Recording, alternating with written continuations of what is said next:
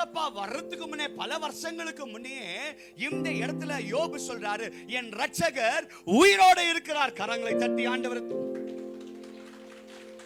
prophecy. இப்போ இவர் சரீரெல்லாம் பலவீனம் பிரச்சனை, ஆனா தீர்க்க தரிசனத்தை கொடுக்கிறார். என்ன சொல்றாரு? என் ரட்சகர் உயிரோடு இருக்கிறார், அவர் கடைசி நாட்கள்ல வந்து இந்த பூமியில என்ன பண்ணுவாரு? நியாயம் தீர்ப்பார் என்று சொல்றார். கரங்களை தட்டி ஆண்டவரை துதிங்க. Your problems is not big. உங்க பிரச்சனையை கண்டு நீங்க சோர்ந்து போகாதீங்க. உங்க பிரச்சனையை கண்டு அதுக்கு ஜெபிக்காமல் இருக்காதீங்க. இன்னும் ஜெபிக்கணும். இன்னும் துதிப்பேன், இன்னும் துதிப்பேன். ஆமென். கர்த்தரை உயர்த்துவேன், பலவீனத்துல துதிப்பேன், நோயில துதிப்பேன், என்ன வந்தாலும் பரவாயில்லை, நான் கர்த்தரை விடவே மாட்டேன். அந்த நம்பிக்கை உங்களுக்கு வரணும். பாருங்க, அந்த இடத்துல சொல்றாரு, என் ரட்சகர் உயிரோடு இருக்கிறார். யார் வரல? இன்னும் ஏசப்பா இன்னும் வரலப்பா, இன்னும் பெருக்கவே இல்லை ஏசப்பா. ஆனா தீர்க்க தரிசனமாய் ப்ராஃபட்டிக்கலா பல வருஷத்துக்கு முன்னே யோபு பேசி சொல்றாரு, என் ரட்சகர் உயிரோடு இருக்கிறார். அவர் என்ன பண்ண போறாரா?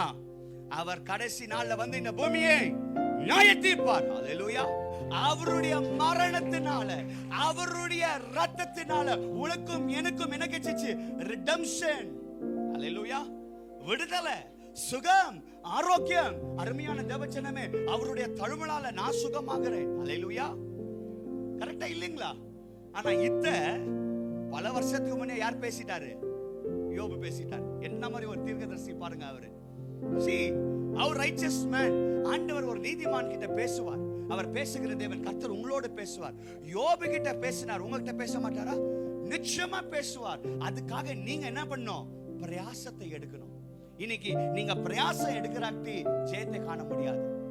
நீங்க கண்ணீரோடு விதைத்தா அதோடைய அறுவடையை நீங்க பாப்பீங்க.